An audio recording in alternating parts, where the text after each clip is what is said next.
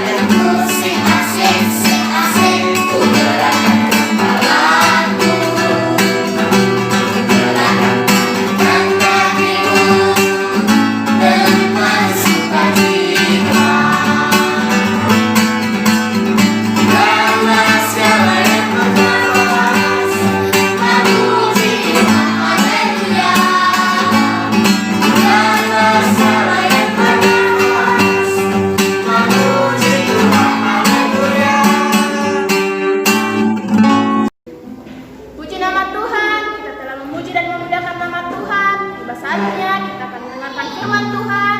Semuanya kembali bangkit berdiri, kita angkat pujian Yesus kupanggil. Yesus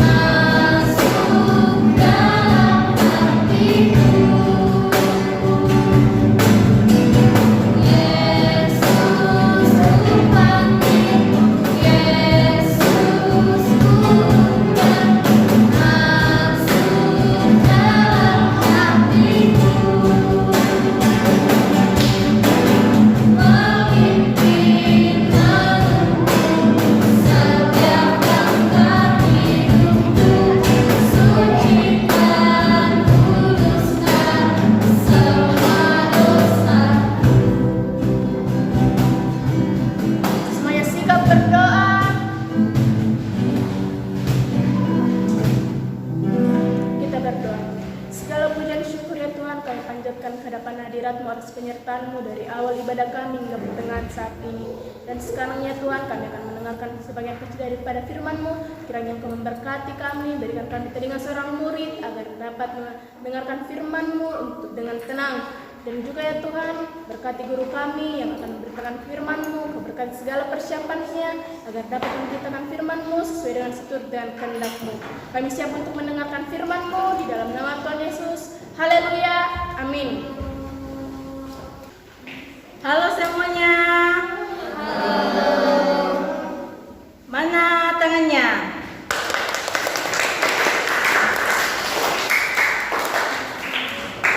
Sekarang mana suaranya? Haleluya, haleluya, haleluya. Oke. Kita sudah menggunakan tangan kita, kaki kita, dan suara kita untuk apa? Untuk memuji Tuhan. Sekarang kalau untuk mendengarkan firman Tuhan kita gunakan apa? Ya, sekarang kita gunakan telinga kita untuk mendengarkan firman Tuhan. Semua siapkan Alkitabnya. Kalau mau dengarkan firman Tuhan pasti bawa Alkitab. Oke. Ya, sebelum kita buka dan baca Alkitab kita, siapa yang masih ingat firman Tuhan yang tugasnya adalah menggambar tempayan dan buli-buli? Siapa yang masih ingat? Itu tentang siapa? Elia dan janda di Sarfat. Ya, waktu itu kita cerita tempayan tempat apa? Menyimpan tepung dan buli-buli untuk menyimpan minyak. Yang awalnya tepung dan minyak itu tinggal sedikit, tapi karena mujizat Tuhan terjadi, akhirnya tepung dan minyak dalam buli-buli itu tidak habis-habis. Oke, kita sekarang akan melihat mujizat Tuhan yang berikutnya. Kita buka Alkitab kita dalam 1 Raja-Raja pasal 17.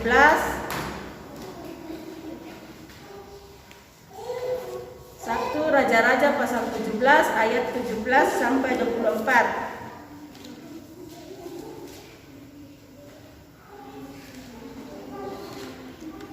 Oke, semua sudah dapat? 1 Raja-Raja 17 ayat 17 sampai 24. Kelanjutan firman Tuhan tentang Elia dan janda di Sarfat. Sudah dapat semua? Oke, kita baca bersama-sama dalam hitungan ketiga. 1, 2, 3. Sesudah itu anak dari perempuan pemilik rumah itu jatuh sakit, dan sakitnya itu sangat keras sampai tidak ada nafasnya lagi. Kata perempuan itu kepada Elia, "Apakah maksudmu datang kemari, ya abdi Allah? Singgahkah engkau kepadaku untuk mengingatkan kesalahanku dan untuk menyebabkan anakku mati?" Kata Elia kepadanya, "Berikanlah anakmu itu kepadaku." Elia mengambilnya dari pangkuan perempuan itu dan membawanya naik ke kamarnya di atas dan membaringkan anak itu di tempat tidurnya. Sesudah itu ia berseru kepada Tuhan, katanya, "Ya Tuhan Allahku, apakah engkau menimpakan kemalangan ini atas janda ini juga, yang menerima aku sebagai penumpang dengan membunuh anaknya?" Lalu ia mengunjurkan badannya di atas anak itu 3 kali dan berseru kepada Tuhan, katanya, "Ya Tuhan Allahku, pulangkanlah kiranya nyawa anak ini ke dalam tubuhnya." Tuhan mendengarkan permintaan Elia itu, dan nyawa anak itu pulang ke dalam tubuhnya sehingga ia hidup kembali. Elia mengambil anak itu, ia membawanya turun dari kamar atas ke dalam rumah dan memberikannya kepada ibunya. Kata Elia, "Ini anakmu." ia sudah hidup. Kemudian kata perempuan itu kepada Elia, sekarang aku tahu bahwa engkau abdi Allah dan firman Tuhan yang kau ucapkan itu adalah benar. Ya, sebelum Bunda lanjut, kita saksikan tayangan berikut ini. Suatu hari, anak janda itu jatuh sakit. Sampai beberapa hari kemudian, sakitnya semakin parah.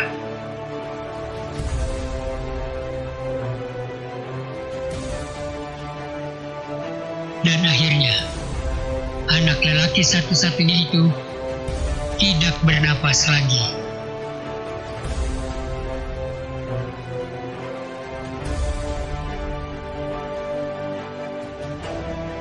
Ibu anak itu menumpahkan kesedihannya pada Elia.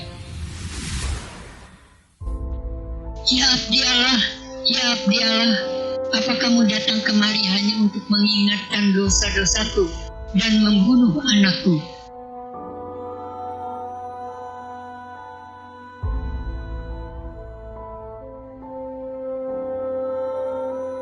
Izinkan aku membawa anakmu ke kamarku.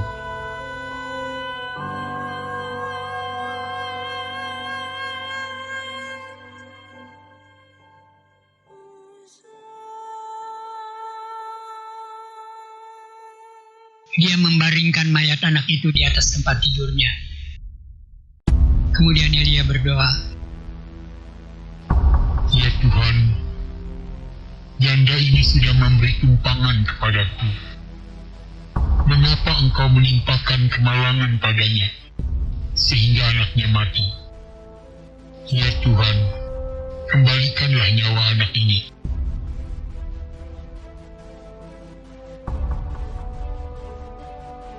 Lalu Elia melihat anak lelaki itu masih terbaring kaku.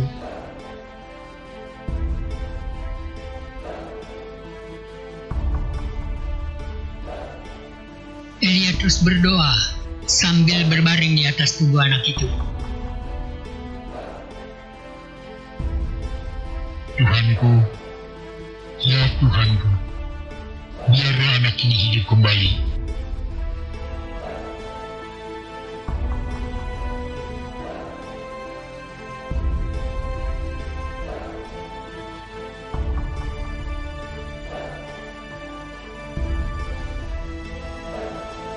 Namun, anak itu tetap tidak bergerak.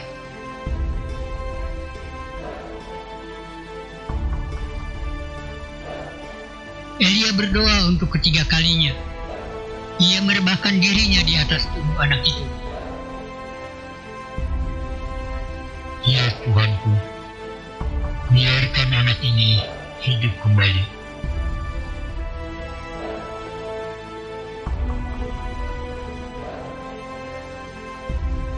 Sesudah itu Elia melihat anak itu bergerak.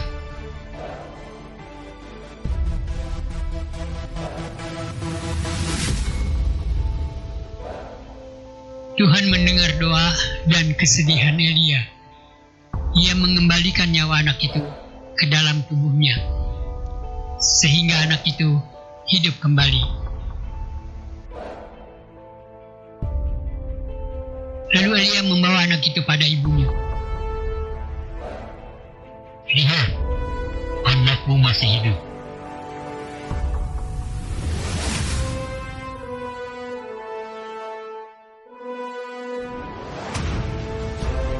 Janda itu kegirangan. Ia memeluk erat putranya. Sekarang aku tahu bahwa engkau adalah abdi Allah, dan firman Tuhan yang kau katakan itu benar. Hampir 3 tahun kemudian, sejak Elia mengatakan kepada Raja Ahab bahwa tidak akan ada hujan, sehingga terjadi bencana kekeringan dan kelaparan di negeri itu. Sekarang Tuhan memberitahu Elia agar dia pergi memperlihatkan dirinya kepada Raja Ahab.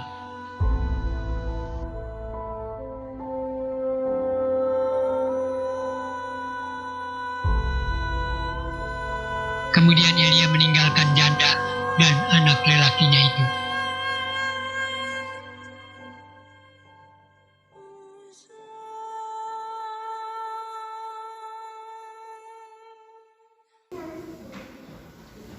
Oke, kita semua sudah melihat tayangan tadi. Mujizat Tuhan terjadi lagi kepada janda yang ada di Sarfat ini. Dalam peristiwa ini, Tuhan izinkan anaknya mengalami suatu penyakit yang membuatnya menjadi meninggal. Tapi Tuhan tidak tinggal diam. Tuhan tidak membiarkan janda ini mengalami suatu duka cita yang panjang. Tapi melalui Nabi Elia, Tuhan membangkitkan anaknya kembali, dan anaknya ini boleh hidup kembali. Melihat peristiwa ini, janda di Sarfat ini menjadi percaya kepada Tuhan. Bisa kita lihat pada ayatnya yang ke-24. Bunda bacakan. Kemudian kata perempuan itu kepada Elia, "Sekarang aku tahu bahwa engkau abdi Allah dan firman Tuhan yang kau ucapkan itu adalah benar." Jadi kalau kita ditegur, mungkin dalam peristiwa ini janda di Sarfat ini ditegur oleh firman Tuhan, ditegur oleh Tuhan melalui anaknya. Jadi mungkin ada kesalahan yang dilakukan oleh janda di Sarfat ini. Tuhan menegurnya melalui anaknya. Dia membuat anaknya menjadi sakit, meninggal. Tapi karena Tuhan mengasihi janda di Sarfat ini, sehingga anaknya bisa hidup kembali. Yang kita pelajari dari peristiwa ini adalah Tuhan itu mengasihi umatnya yang percaya kepadanya. Dan Tuhan tidak ingin anak-anak Tuhan jauh daripada Tuhan. Kalau ada satu kejadian, teguran, baru kita belum percaya sama Tuhan, Tuhan mungkin akan menegur kita dengan cara mungkin seperti janda di Sarfat ini, menegur kita dengan mungkin yang tidak menyenangkan atau dengan cara yang menyakitkan. Itu Tuhan pakai supaya kita sungguh-sungguh memperoleh pengenalan yang benar tentang Tuhan. Jadi anak sekolah minggu semua, kalau ada yang tegur, kalau main panas-panas baru ditegur, tidak boleh main panas-panas, jangan marah. Itu berarti anak sekolah minggu disayang, dan itu untuk kebaikan anak sekolah minggu supaya kalian tidak sakit. Oke. Jadi firman Tuhan pada saat ini mengajarkan kita untuk selalu dengar-dengaran, mengikuti perintah yang dikatakan oleh orang tua kita, dikatakan oleh guru sekolah minggu, dikatakan oleh guru yang ada di sekolah. Kita harus mendengar perintah mereka, karena setiap perintah yang diberikan oleh orang tua kepada kita itu pasti tujuannya baik. Selamanya ini tugasnya itu disuruh membuat atau menggambar. Sekarang tugasnya gampang. Tugasnya hanya menggunakan warna. Siapa punya warna di rumah? Ya, semua pasti punya warna karena semuanya sudah sekolah. Oke, nanti Bunda bagikan tugasnya adalah mewarnai. Ada di sini ada Nabi Elia, ada anak yang sakit yang sudah meninggal tapi dibangkit kembali, dan di sini ada janda di Sarfat. Nanti Bunda bagikan tugasnya ini, jadi yang ada di rumah nanti tugasnya ini diambil orang tuanya di gereja kalau datang gereja ibadah hari Minggu. Oke? Amin kebenaran firman Tuhan. Dan untuk mengaminkan firman Tuhan, anak sekolah minggu semuanya bangkit berdiri. Kita angkat pujian, mujizat itu nyata. Dan pelayanan selanjutnya saya serahkan kepada pemimpin ibadah. Kita telah mendengarkan firman Tuhan. Kembali bangkit berdiri, kita angkat pujian mujizat dinyatakan.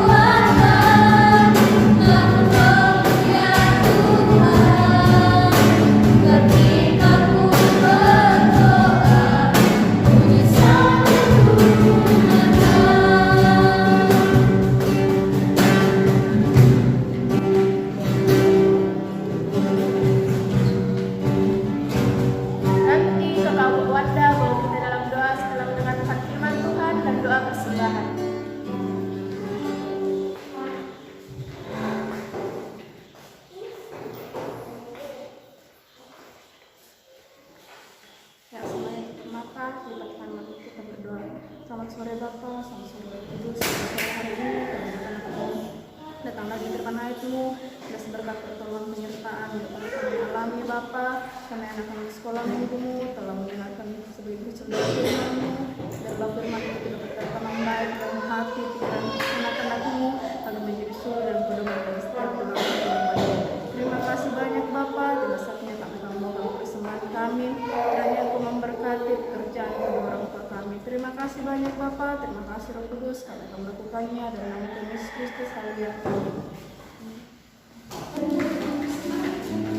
Tiba saatnya kita akan membawakan persembahan kita, tangkat pujian Yesus pokok.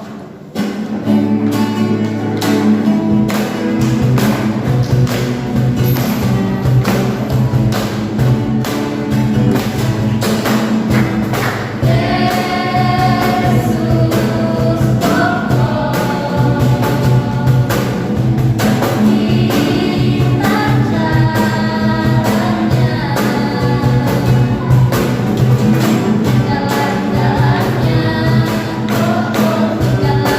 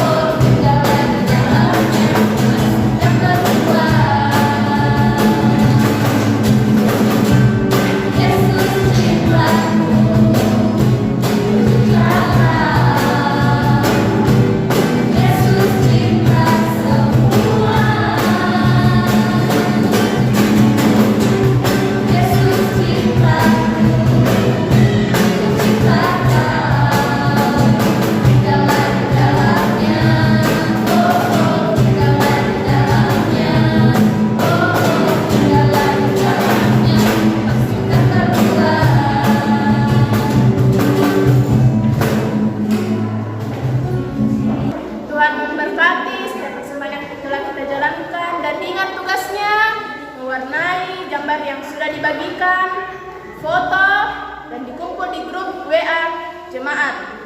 Dan terakhir hari Senin. Tiba saatnya kita akan mengakhiri ibadah kita. Semuanya bangkit berdiri. Kita angkat pujian doa Yabes.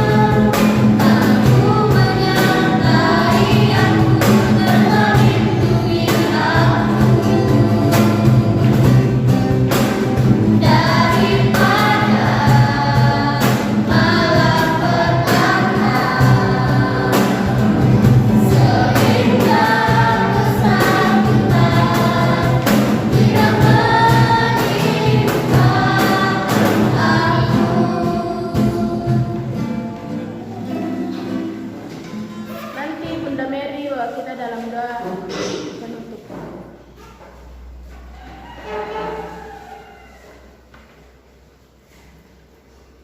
Semua dalam sikap berdoa, berdiri yang bagus, buka tangannya, tutup mata, kita berdoa. Bapa Surgawi, kami bersyukur dan di hadapan hadirmu saat ini buat kasih setiamu, buat waktu yang sudah anugerahkan dalam kehidupan kami.